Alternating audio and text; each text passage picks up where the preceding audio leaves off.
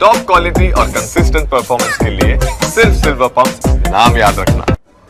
क्या कोई मौत के 300 साल बाद कोई दंगा करवा सकता है? क्या मरने के 300 साल बाद किसी के नाम पर एक शहर झुलस सकता है? क्या 318 साल बाद किसी के नाम पर सियासत की जा सकती है? ऐसा हो रहा है। महाराष्ट्र का नागपुर हिंसा से झुलस गया है।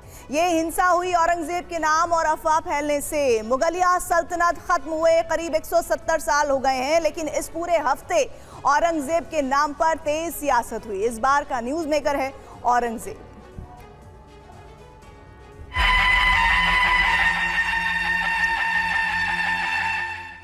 बादब बामुलाहिजा होशियार मोहिउद्दीन मोहम्मद औरंगजेब समय की अदालत में पधार रहे हैं।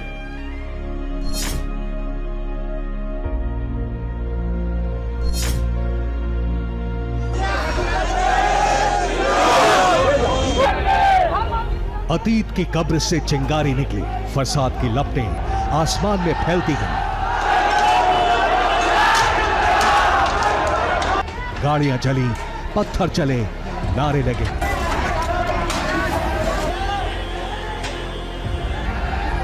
वो सब हुआ जो इस शहर ने पहले कभी नहीं देखा।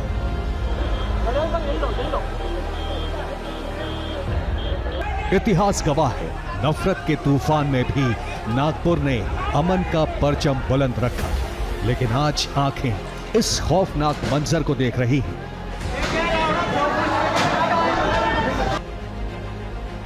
और फिजाओं में गूंज रहा है सिर्फ और सिर्फ एक सवाल, आखिर ये आग किसने लगाई है?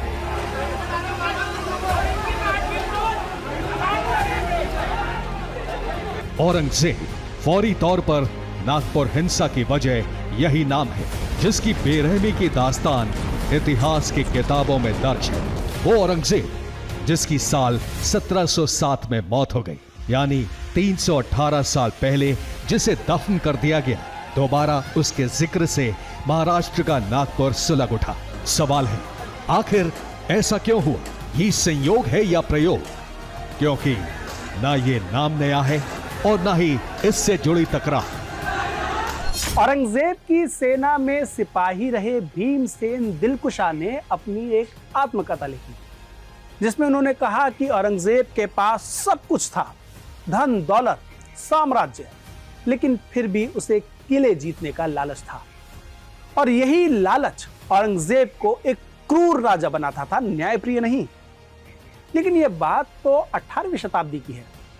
21वीं शताब्दी में इस 89 साल के मर चुके और 300 साल बाद आखिरी मजबूत मुगलिया राजा की जरूरत क्या है? वो कौन है जो औरंगजेब का नाम लेके सियासत कर रहा है? वो कौन है जो औरंगजेब का नाम लेकर नफरत की चिंगारियां फैला रहा है? पहले असम के मुख्यमंत्री और पूर्वोत्तर में हिंदुत्व की राजधानी के नए पोस्टर बॉय हेमंत बिस्वा शर्मा ने औरंगजेब का क्रूर अतीत मौजूदा सियासत से जोड़ा। काल का जो नियम है, काल का नियम में औरंगजेब जो हिंदू धर्म को पौन लिए थे कि मैं हिंदू धर्म को खत्म कर दूंगा, हिंदू खत्म नहीं हुए, औरंगजेब खुद खत्म होगी। अगर आज भी बलबीर पुंसी जो थोड़ा इनडायरेक्टली बोलते हैं, लेकिन मैं इतना ही बोलता हूं, अगर कहीं में राहुल गांधी ममता बनर्जी सोचते हैं कि हिंदू खत्म हो जाएगा, नहीं, आप खत्म हो जाएगा, हिंदू कभी खत्म नहीं होगा। हिंदू खत्म हो ही नहीं सकता है। फिर महाराष्ट्र में समाजवादी पार्टी के विधायक अबू आजमी ने एक कदम आगे जाकर औरंगजेब की हुकूमत का बखान कर दिया। गलत हिस्ट्री दिखाई जा रही है।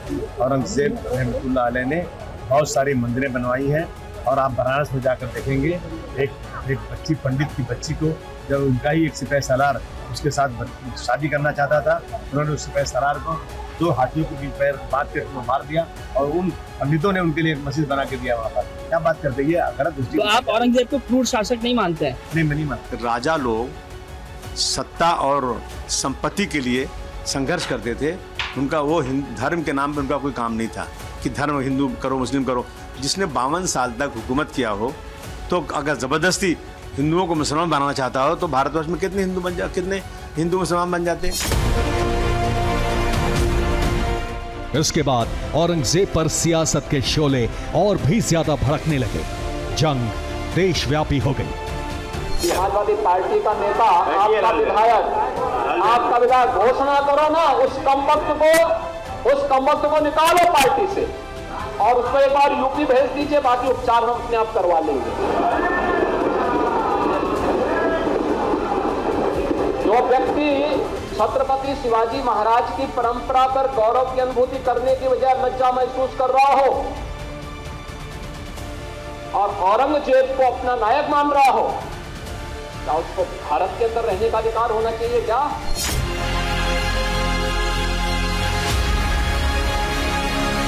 ऐलान कर दिया गया, औरंगजेब की निशानियां मिटा दी जाएंगी, कब्र हटा ली जाएगी।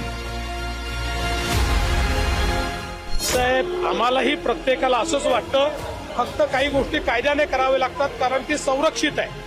जुन्या काँग्रेसच्या काळामध्ये ASIचं संरक्षण मिळालं आहे।